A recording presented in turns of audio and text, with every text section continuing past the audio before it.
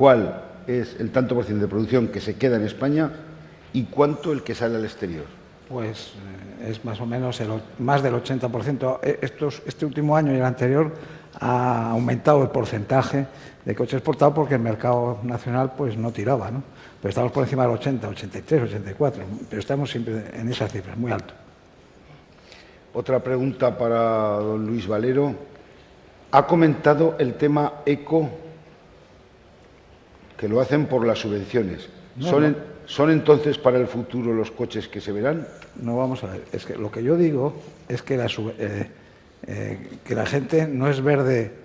Suele ser verde porque le ayudan de alguna forma, pero en este sector y en otros.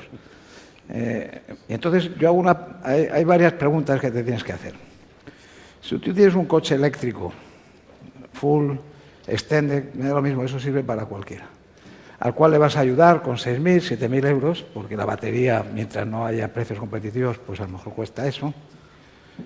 Ya le has puesto, estoy hablando de taxpayer money, o sea, es decir, dinero de los que pagamos impuestos.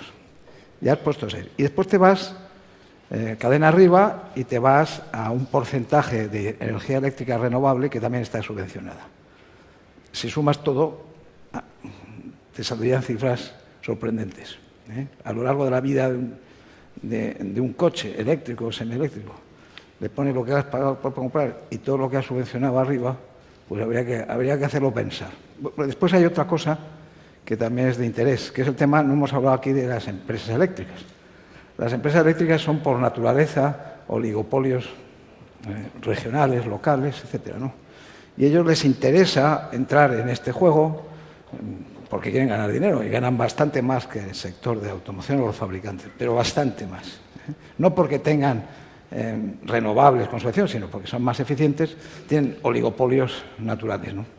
Y ellos están, y entonces hay que hacerse la pregunta, dice, la inversión, y esto es polémico, yo encantado de explicar, ellos van a hacer una inversión en postes de recarga, en hogares, en garajes, en fin, lo que se ha ido hablando. Esa inversión para mí no es muy alta. O sea, ellos van a invertir. ¿Pero por qué lo hacen?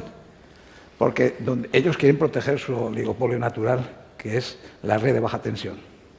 Y entonces esto es un poco ampliarlo, ¿no? Y entonces está bien.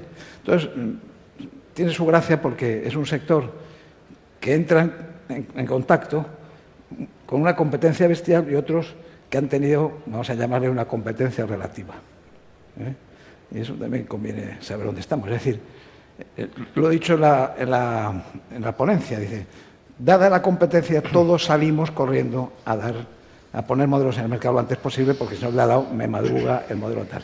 De hecho, en el 2013 creo que va a haber 4 o 5 modelos full electric que van a estar disponibles, ¿no? Porque a mí lo de las inversiones en el Smart Grid, las redes inteligentes, que todos hablan mucho y tal, y hay experimentos en España que se están poniendo, pues está muy bien, ¿no? Pero también habrá que verlo, ¿no?